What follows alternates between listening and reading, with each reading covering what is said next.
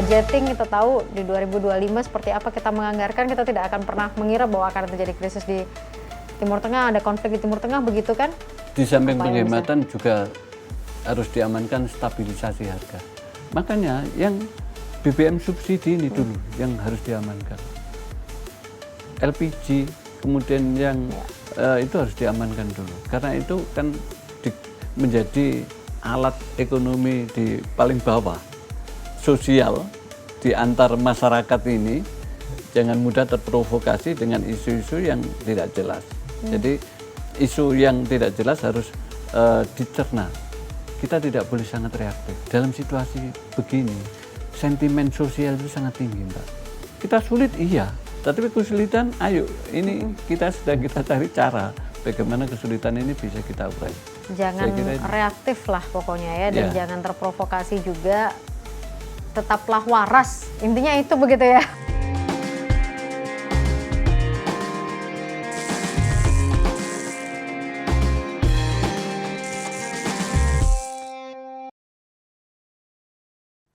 Assalamualaikum warahmatullahi wabarakatuh. Apa kabar dulur-dulur arek-arek Surabaya dan Jawa Timur juga secara lebih luas. Gimana kabarnya? Semoga semua dalam kondisi sehat. Dan hari ini berjumpa kembali untuk kita bersama-sama ngobrol bareng Dewan Ngode Podcast Jatim Channel DPRD Provinsi Jawa Timur. Nah, karena ini adalah channel untuk kita ngobrol bersama anggota Dewan Provinsi Jawa Timur, jadi yang hadir bersama dengan saya di sini adalah salah seorang anggota Dewan yang saya yakin sudah tidak asing, khususnya di Dapil 13 nih untuk dulur Jawa Timur, Dapil 13, Gresik, Lamongan, apa kabarnya? Ini sudah hadir beliau yang sering reses, yang sering hadir di tengah-tengah dulur Jawa Timur untuk mendengarkan aspirasi. Ada Bapak MH Raufik dari Partai Gerindra, Komisi B DPRD Provinsi Jawa Timur. Apa kabar Pak Raufik? Baik. Oh, lebih akrab disapa Cak Raufik. Panggilannya begitu ya Pak ya kalau lagi turun ke dapil ya Pak ya? Cak Raufik. Saya izin manggil Cak Raufik boleh ya Pak boleh. Ya?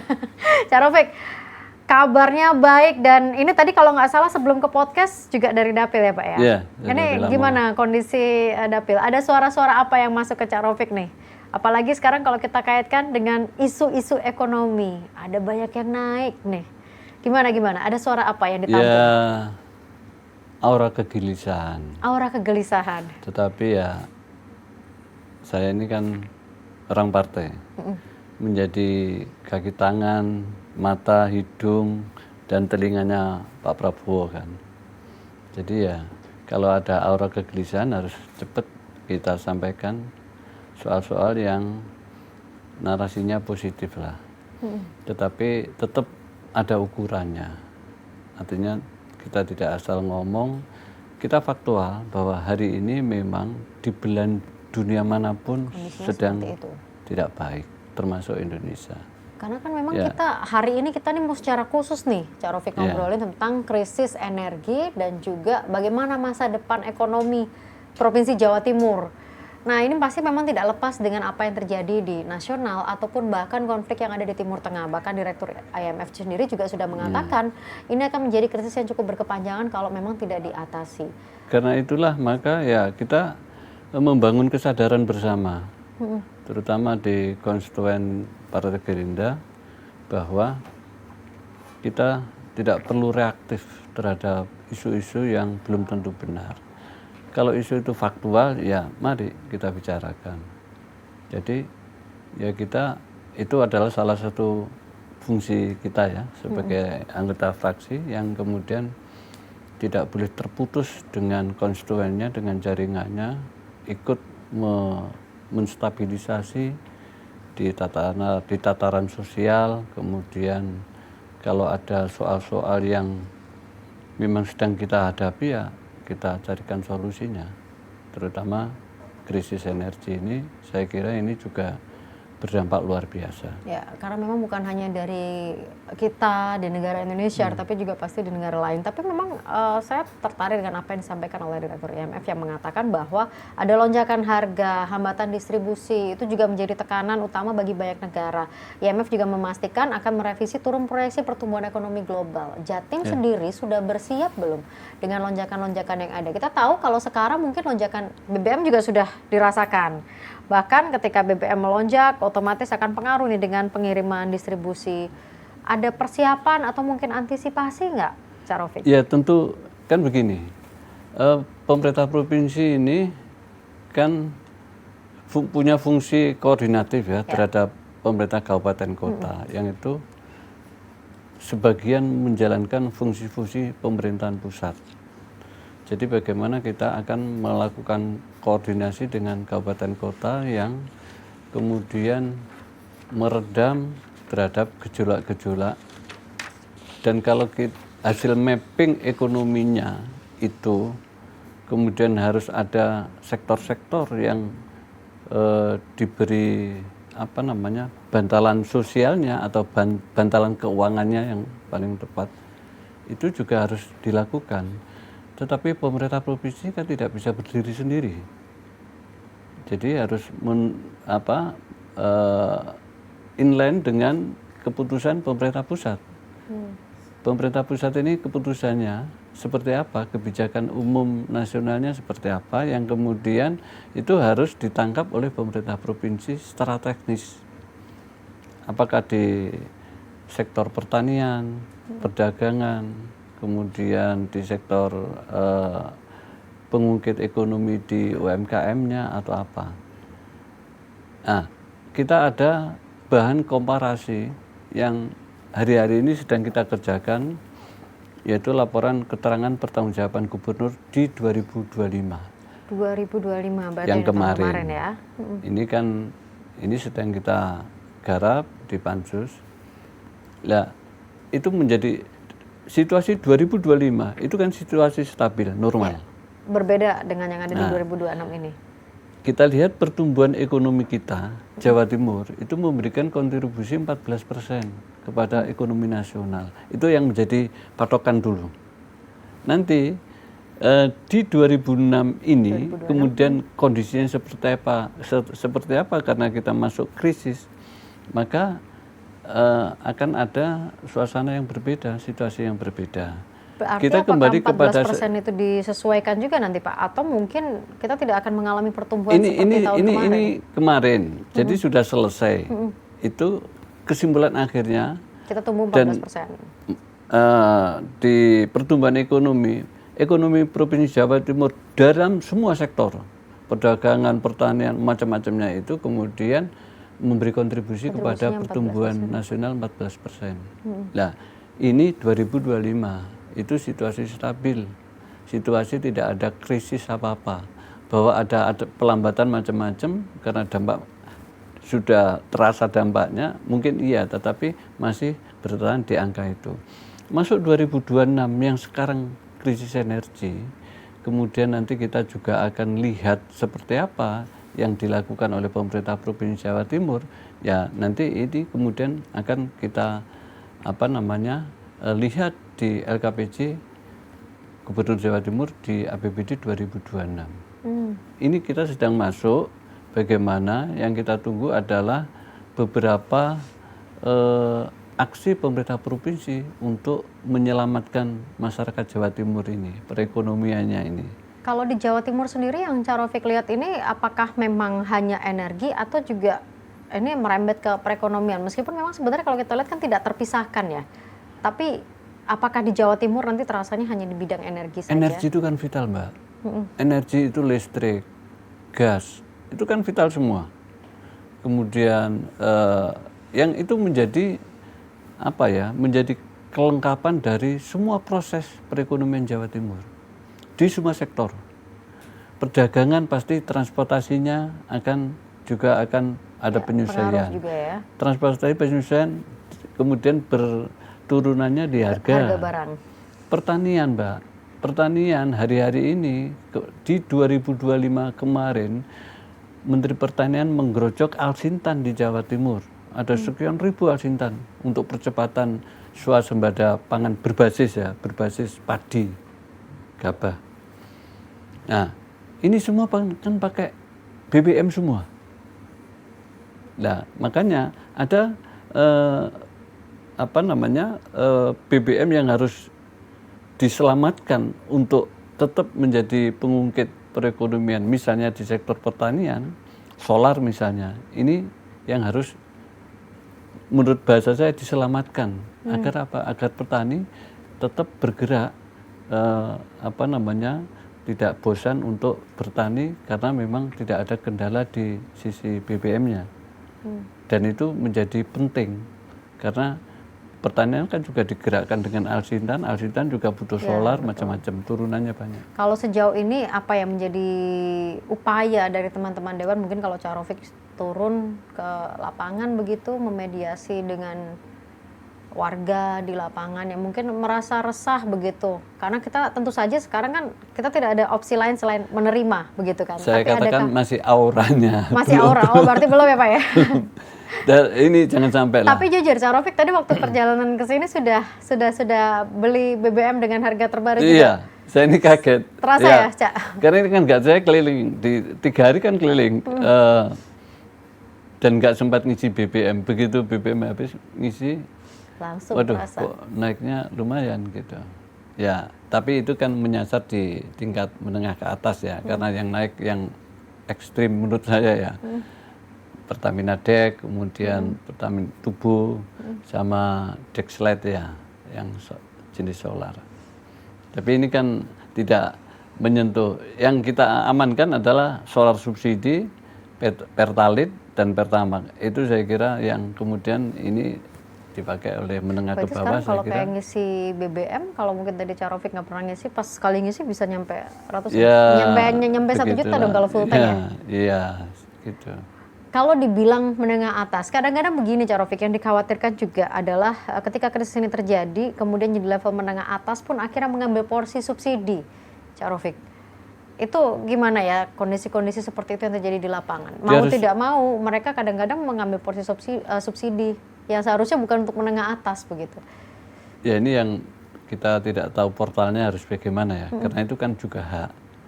Orang kemudian tidak menggunakan mobil yang menggunakan Pertamina Dek misalnya, kemudian beli Avanza macam-macam, kan juga hak dia.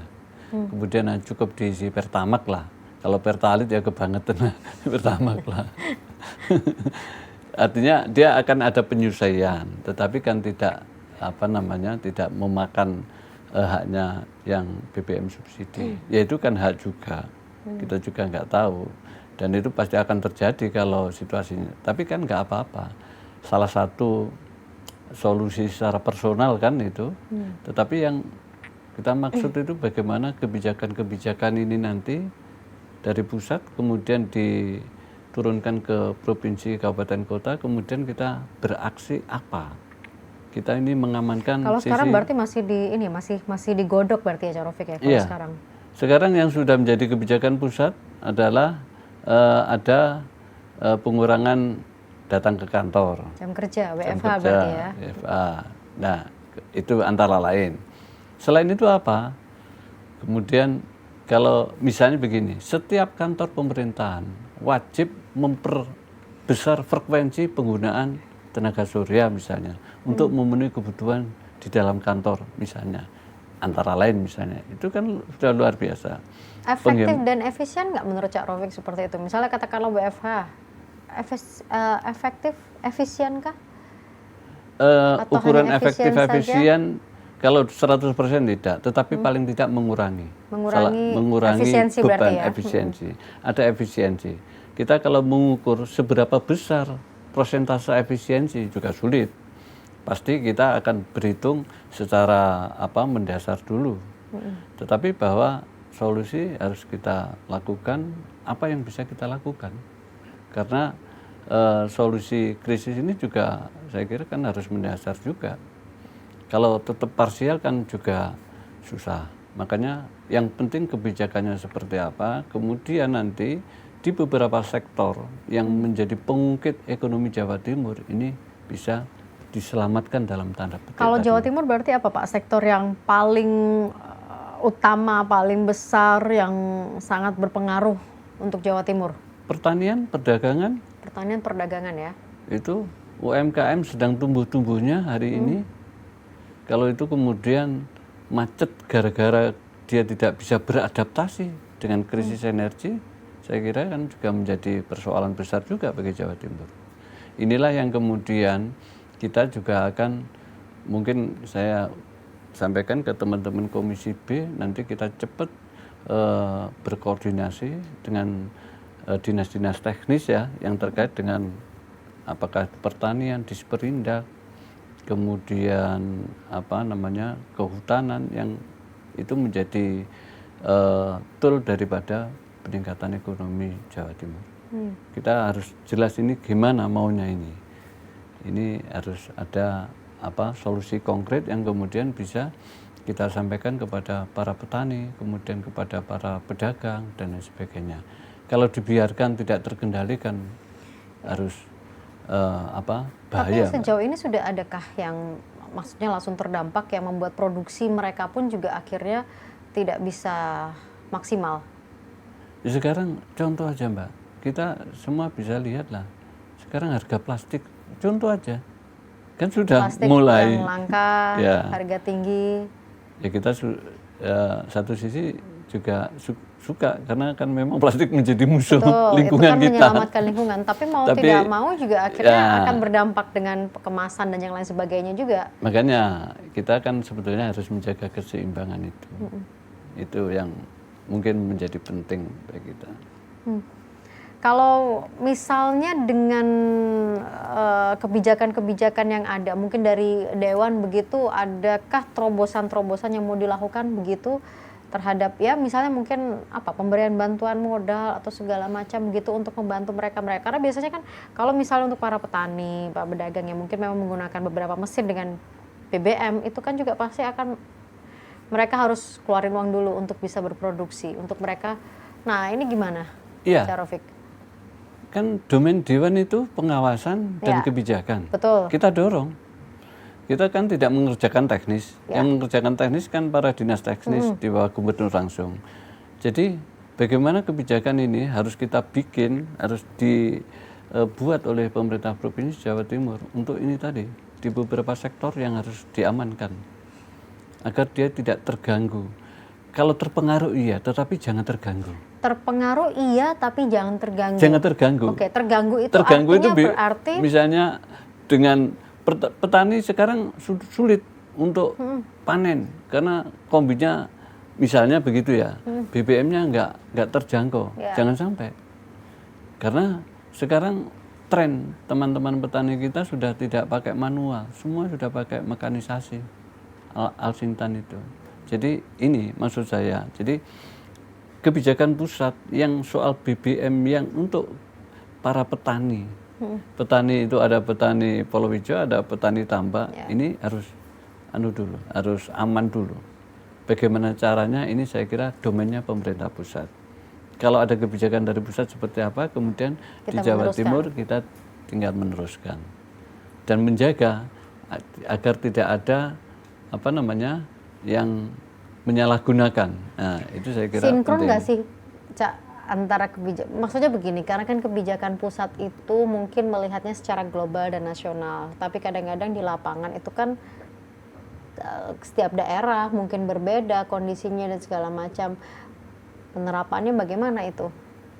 Seberapa besar kita bisa menyinkronkan dengan kebijakan pusat? Di soal apa? Ya, apalagi mungkin kalau misalnya kayak mungkin yang petani langsung begitu, biasanya untuk menyinkronkan tuh kayak butuh waktu, sementara petani, masyarakat yang kalau ada petani gampang. Ini kan harus benar-benar butuh waktu nih Pak. Kalau bisa sekarang kita mendapatkan jawabannya, kita butuh sekarang begitu.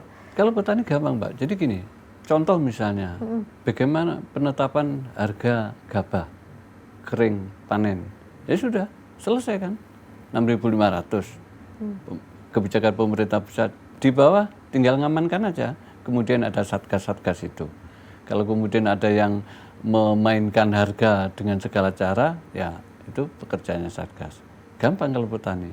BBM tentukan. Jadi BBM tidak naik, ya sudah tidak naik. Nanti kalau ada yang menaikkan secara ekstrim, tidak hanya karena beban distribusi ditumpangkan di situ, kalau kemudian ada mengambil keuntungan dengan cara yang ekstrim, ya tentu ini kan ada pengawasannya. Jadi krisis energi saya kira juga butuh nanti ada satgas BBM misalnya. Ini menarik ini, kalau satgas BBM. kemarin kan ada satgas pertanian. yang kemudian Kebanyakan dia satgas nggak tuh, Cak? Kalau misalnya kebanyakan satgas, maksudnya begini, karena kadang-kadang kebanyakan satgas juga, ya mau tidak mau, kita pasti akan mengeluarkan biaya lagi untuk satgasnya. Sementara mungkin penindakannya bisa didouble dengan satgas yang lain. enggak Mbak, Gitu. Satgas itu hanya menambah fungsi saja.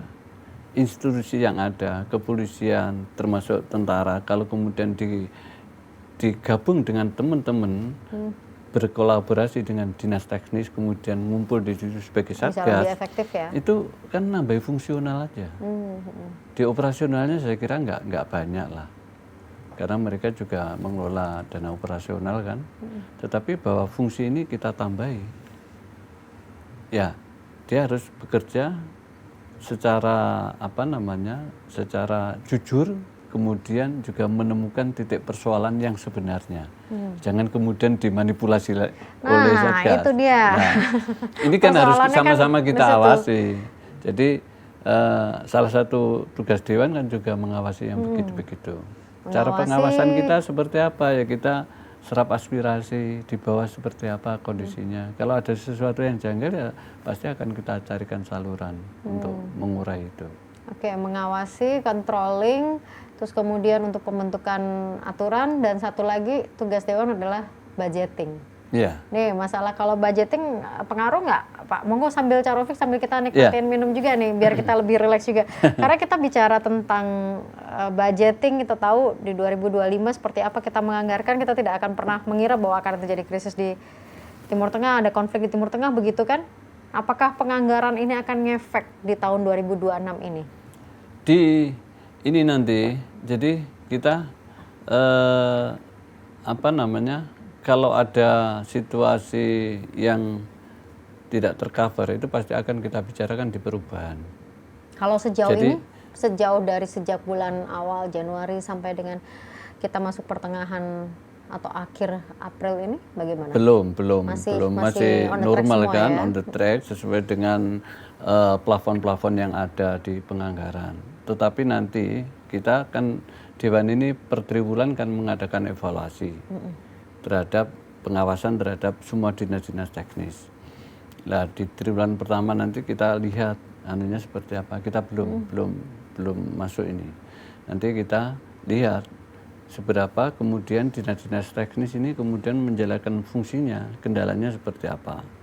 Termasuk yang paling penting adalah di dinas Disperindak, dinas perindustrian dan perdagangan, kemudian dinas koperasi UMKM.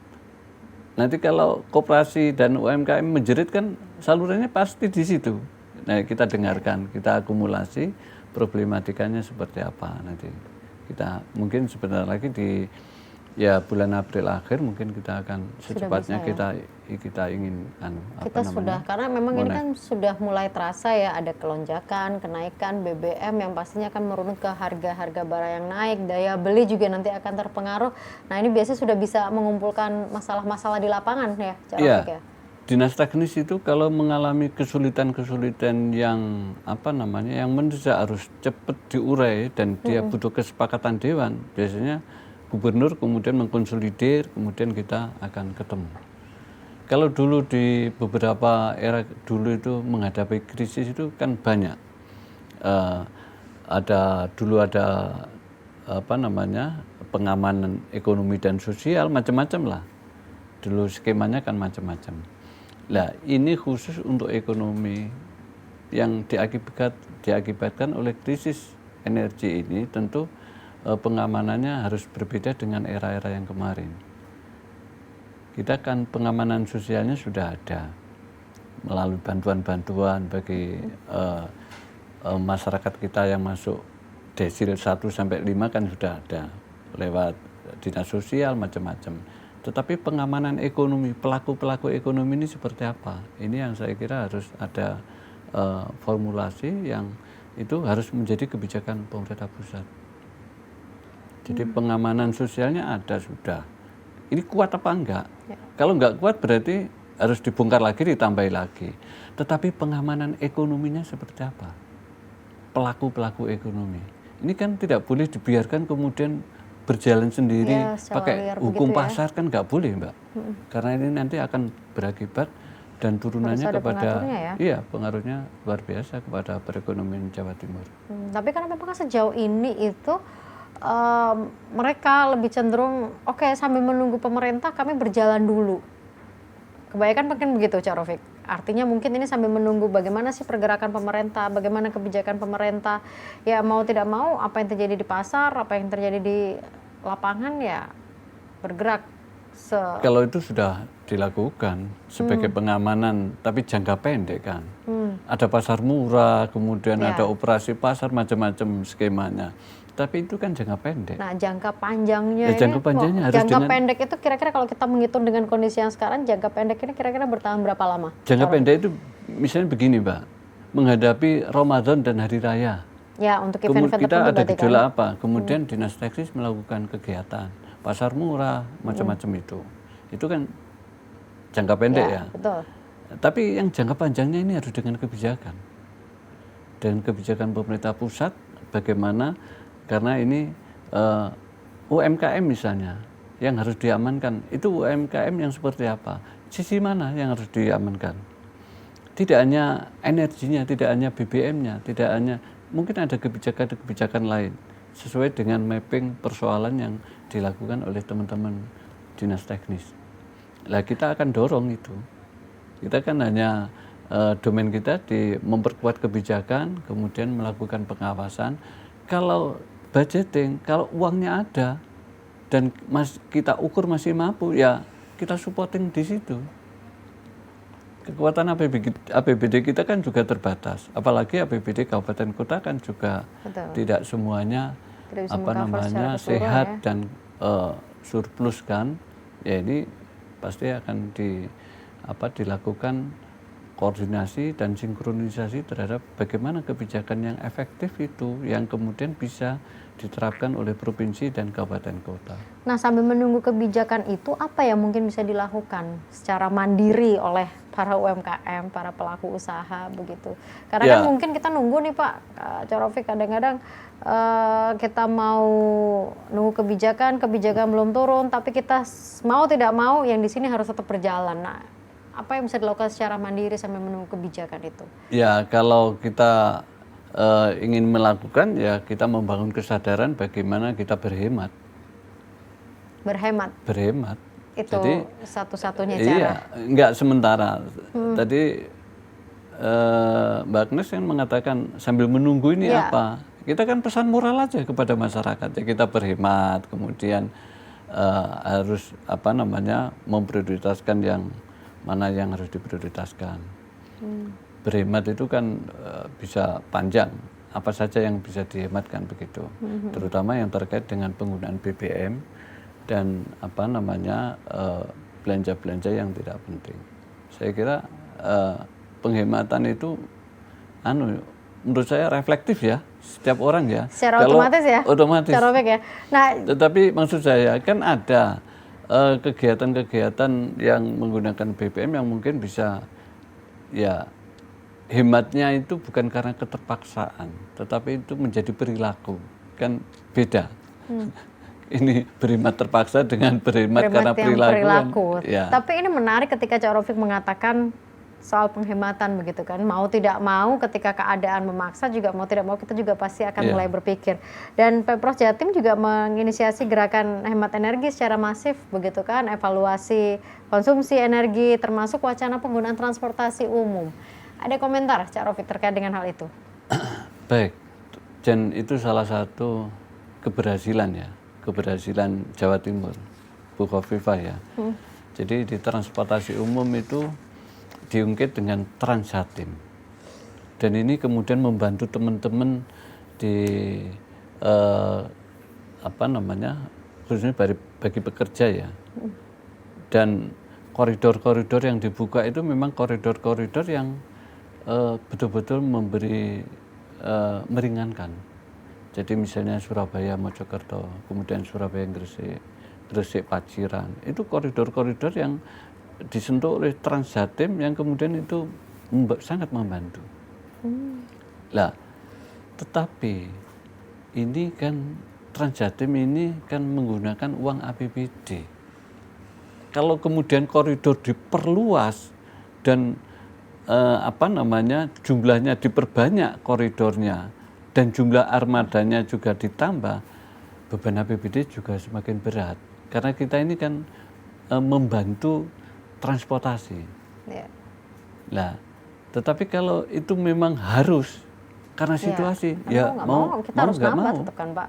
Iya, kalau itu kemudian menjadi salah satu yang harus dilakukan oleh pemerintah provinsi, mau nggak mau untuk ini tadi, untuk agar tidak ada gangguan-gangguan di sektor ekonomi, ya mau tidak mau itu harus dilakukan. Tapi kalau menurut Cak Rafiq itu sangat pengaruh ya dengan sangat sebuah pengaruh. efisiensi begitu ketika Iya. kita menggunakan transportasi umum, transportasi publik begitu. Sangat membantu dan sangat mempengaruhi. Kalau kemudian ini tetapi harus dihitung ulang kekuatan APBD untuk membuka koridor-koridor baru dan termasuk menambah armada. Itu harus dihitung secara rigid bagaimana biar kita tidak kedodoran juga.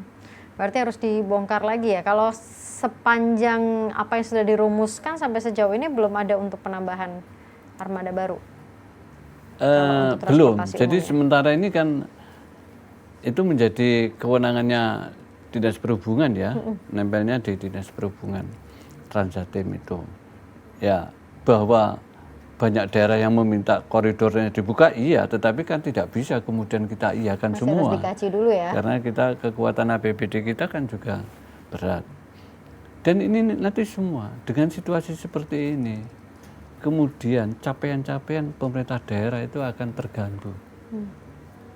Karena ada gangguan dari energi itu yang kemudian berdampak macam-macam. Pendapatan daerah saya kira pasti juga tidak akan tercapai. Berat kita ini nanti. Tapi seberat apapun kalau kemudian ada kebijakan secara bersama yang kemudian difahami bersama dan bisa kita konsolidasikan di beberapa sektor, saya kira itu yang harus dilakukan.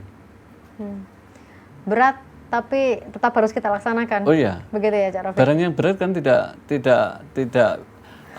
mungkin tidak kita laksanakan, tapi kan bisa kita laksanakan.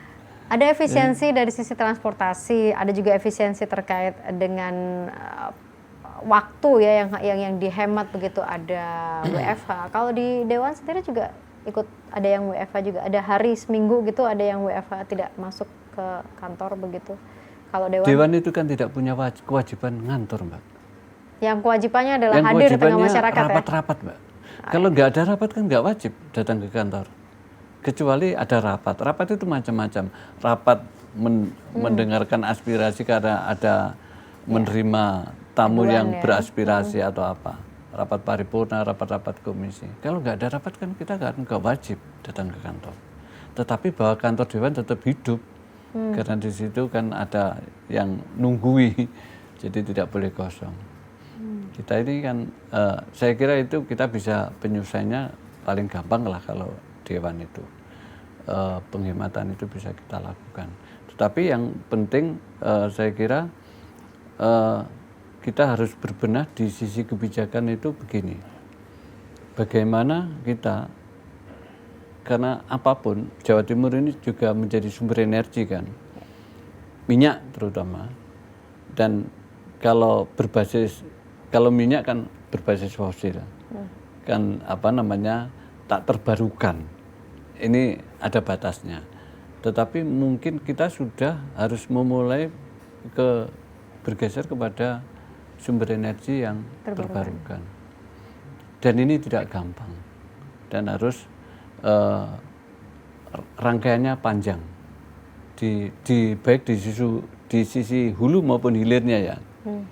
Contoh misalnya kalau kita biodiesel berarti berbasis kekuatan apakah itu diambilkan dari tanaman singkong atau dari tanaman-tanaman yang lain, misalnya sawit kalau luar Jawa misalnya. Tetapi yang ada di Jawa Timur apa yang bisa kemudian untuk memperbanyak biodiesel misalnya. Biodiesel itu kan juga tidak bisa murni dari tanaman semua, kan harus ada campurannya macam-macam. Kita memang sudah mulai beralih begitu ya. Beralih ke situ. Sudah mulai dikerjakan juga nggak sih, Cak, terkait dengan peralihan-peralihan itu? Maksudnya sudah mulai coba diterapkan di Kalau Jawa Timur belum. belum ya? Belum. Dan itu kita ingin bahwa ada eh, pilot project yang konkret. Jadi oke, Jawa Timur ini menjadi bagian, tidak satu-satunya, menjadi salah satu misalnya pilot project untuk biodiesel. Konkret, jelas. Di mana? Untuk penanaman ketelanya di mana basisnya? Mungkin Trenggalek, Kediri, Tulungagung, daerah-daerah yang daerah kawasan perkebunannya banyak. Yang maksud saya kalau ditanami singkong itu tidak rugi gitu loh, karena memang konstur tanahnya memang cocok untuk itu. Ternyata ada banyak yang bisa mulai dibahas dan didiskusikan begitu ya. Tetapi itu harus di mapping, Mbak. Nggak bisa parsial. Kalau kita mau menggagas kemudian memperkuat biodiesel misalnya, berbasis itu kita mapping daerahnya. Saya sudah di situ kemudian dinas pertanian, dinas perkebunan ketemu dan kemudian dia memetakan kawasannya. Tidak boleh asal, karena biar juga tidak mengganggu kepada tanaman-tanaman yang sudah ada. Ini harus bisa memanfaatkan hutan. Ya. Perhutani harus berbagi juga. Ini bagaimana kawasan hutan yang bisa ditanami singkong misalnya untuk pilot proyek biodiesel ini misalnya. Ini harus konkret kawasannya, kemudian siapa pelaku pengampunya, dinas apa, kemudian supporting anggarannya seperti apa. Nah, kalau semua ini dibicarakan secara komprehensif, saya kira menjadi menarik dan itu kontribusi bagi Jawa Timur. Itu mungkin bisa mulai diinisiasi juga untuk mulai didiskusikan sebelum terlambat begitu kan. Setidaknya kita mulai, ini berarti kan sudah ada langkah-langkah untuk persiapan. Iya. Ya nanti di Dewan mungkin di sisi kebijakan kita kuatkan di situ ya. Mulai dirumuskan. Apakah ini begitu kemudian menarik bagi pemerintah Provinsi Jawa Timur? Ini kan perdebatan nanti. Kita masih membahas apakah menarik antara atau tidak DPRD begitu ya? dengan eksekutif, dengan ya. gubernur, ini pasti harus ada titik temu. Kalau iya, kemudian di mapping. Kalau sudah iya, klik kebijakannya oke, kemudian tinggal mappingnya, kawasannya, kabupaten kota mana yang kemudian menjadi kawasan yang kemudian kita kerjakan. Ini baru kita akan bicara uang, APBD-nya seperti apa. Kalau APBD tidak kuat, kita bisa minta supporting dari APBN misalnya. Karena ini energi, saya kira ini menjadi kepentingan kita bersama. Walaupun kita di beberapa kawasan, Exxon masih kuat, masih produksinya masih oke, kemudian di beberapa kawasan Madura juga oke, tetapi kalau melihat seperti ini trennya, ini kan negara ini kan diguncang oleh 3 negara aja, Amerika, Iran, dan Israel, yang kemudian menjadi ribut semua ini. Ya semuanya kira terdampak begitu ya. Akhirnya ya kita mau tidak mau, dan Pak Prabowo sudah lama menyampaikan soal-soal seperti ini. Di G20 di Bali itu tahun berapa ya? 2022 ya? Itu Pak Prabowo salah satu menyampaikan. Jadi energi, kemudian air, pangan, ini menjadi ancaman. Sektor yang utama. Iya, dan itu kan. Tapi masihkah itu masih relevan, Pak Dzarovic? Energi, air, pangan untuk Jawa Timur khususnya kalau kita melihat secara keseluruhan di Jawa Timur begitu? Ya relevan, Mbak. Relevan sekali. Dengan strategi-strategi khususnya? Saya kira kita harus memulai.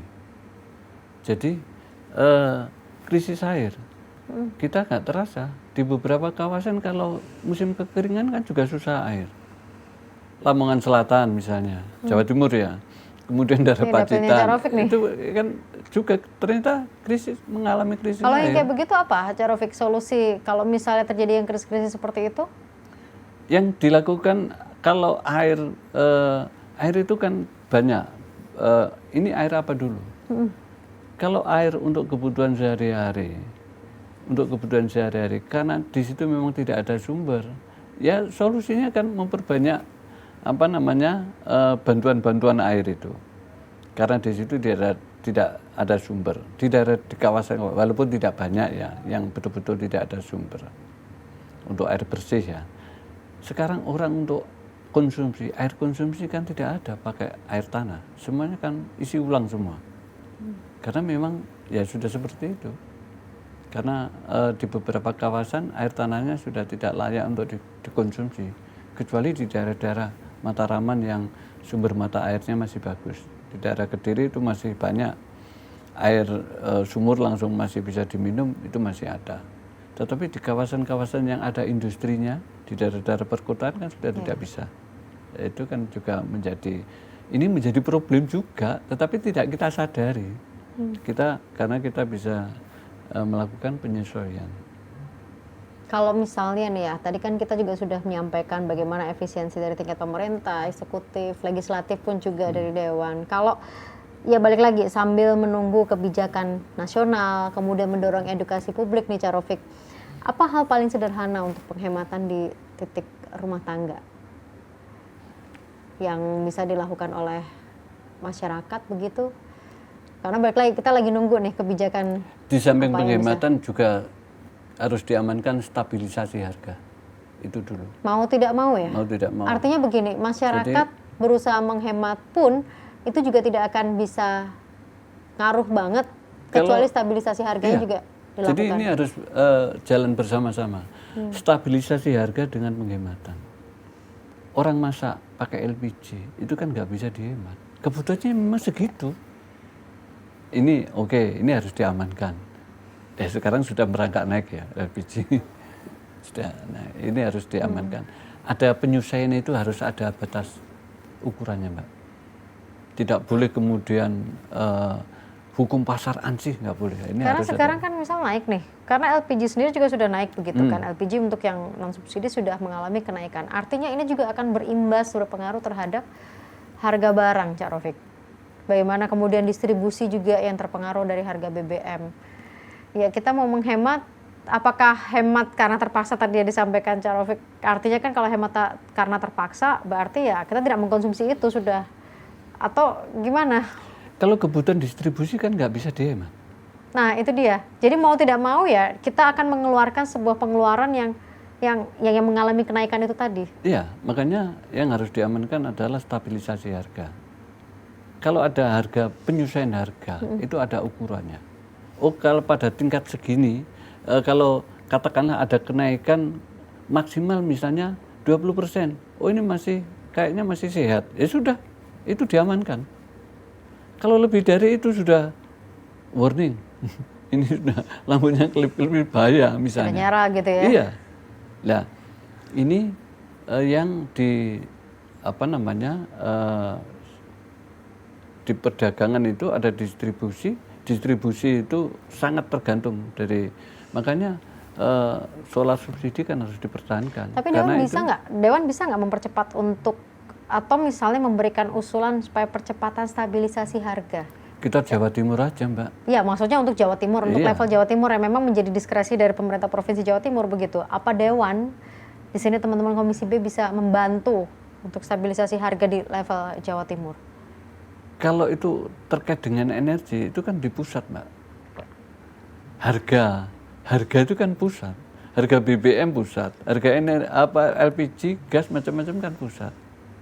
Kita nggak bisa intervensi karena itu kebijakan nasional. Harga barang-barang yang terpengaruh itu juga berarti kita nggak bisa apa-apa berarti ya? Nggak bisa apa-apa kalau kemudian itu berimplikasi sebagai dampak ya. Dampak dari kenaikan ini ya kita nggak bisa berbuat apa-apa.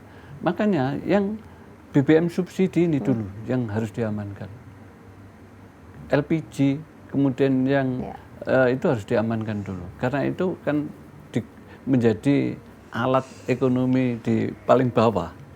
Jadi ini harus biar tidak ada gejolak-gejolak sosial yang kemudian tidak jelas urusannya apa ini kemudian. Semoga ngode ini bisa nyampe ke pusat lah, semoga supaya stabilisasi harga itu tadi bisa segera dilakukan, jadi yang di level provinsi juga bisa segera melakukan penyesuaian gitu. Tapi mungkin dari obrolan kita nih Cak Rofik, pesan dari Cak Rofik sebagai Komisi B kepada masyarakat supaya bisa bertahan dan adaptif terhadap jadi kondisi ini. Ya mudah-mudahan konflik dan krisis ini bisa segera berlalu, tapi mau nggak mau kita harus adaptif. Gimana pesannya? Jadi secara moral saya ingin kami sampaikan kepada konstituen saya di Dapil 13 Lamongan dan Gresik, menghadapi ini kita tidak boleh panik. Tidak boleh panik bahwa ini sebuah keadaan yang mengharuskan kita beradaptasi akan kita lakukan. Dan yang penting kita menjaga stabilitas sosial di antar masyarakat ini, jangan mudah terprovokasi dengan isu-isu yang tidak jelas. Jadi isu yang tidak jelas harus dicerna. Kita tidak boleh sangat reaktif. Dalam situasi begini, sentimen sosial itu sangat tinggi, Mbak. Jadi ini yang harus kita belajar bagaimana kita membangun kesadaran bersama agar kita tidak, sensitivitas kita terhadap isu-isu yang belum pasti benar itu harus kita jaga. Jadi kita harus mudah mencerna dan kemudian kita tidak reaktif, tidak boleh emosional. Kita sulit tapi kesulitan ayo ini kita cari cara bagaimana kesulitan ini bisa kita urai. Jangan reaktif lah pokoknya ya, dan jangan terprovokasi juga, tetaplah waras. Intinya itu begitu ya dalam beradaptasi dengan kondisi sekarang ini. Semoga Jawa Timur bisa melalui ini dan ekonominya Jawa Timur juga minimal tidak mengalami penurunan. Kalau toh memang masih susah untuk naik karena kondisi yang ada, ya minimal kita masih sama dengan pencapaian-pencapaian di tahun lalu begitu ya, Cak Rofik ya. Ya mudah-mudahan itu di 2025 itu saya kira ya kan belum ideal betul kan. Belum tapi kita sudah ditempa dengan 2026. Nah ini kemudian masuk 2026 seperti ini ya nanti. Tapi begini Mbak, secara politis kita di Dewan karena ini kondisi global yang susah bagi kita, atau bukan susah, tetapi yang harus kita lakukan adalah membangun kesadaran ini. Sudahlah, orang hidup di mana saja ini menghadapi relatif sama krisisnya. Baik. Dan ini ya kita bersyukurlah di Jawa Timur, Indonesia ini kan masih semuanya bisa diatasi, masih dan ini yang harus kita jaga. Ya. Dan bagaimana semoga itu memang masih bisa terus teratasi begitu ya, untuk menjaga kondusivitas dari negara ini. Cak Rofik, terima kasih banyak untuk obrolannya hari ini, luar biasa. Mudah-mudahan ini bisa mendorong agar stabilisasi harga itu bisa segera tercapai, masyarakat juga tidak panik lagi, apalagi kalau sudah, ya kadang-kadang yang bikin panik soalnya semua pada naik, Cak, tapi gaji aja yang nggak naik, ini masalahnya, makanya bingung gitu kan, pengeluarannya naik tapi pemasukan didengar kok. Mbak Agnes, didengar oleh manajemen. Itu penting untuk masuk dalam. Cak Rofik, terima kasih banyak, sehat-sehat selalu ya Cak Rofik ya, untuk terus menyuarakan aspirasi dan seluruh Jawa Timur. Semoga krisis atau konflik yang terjadi di Timur Tengah ini bisa segera berlalu, dan krisis energi ini juga bisa segera berlalu. Perekonomian Jawa Timur khususnya bisa kembali bangkit dan stabil juga untuk seluruh masyarakat Jawa Timur. Tetap sehat semuanya. Saya Agnes pamit, sampai jumpa.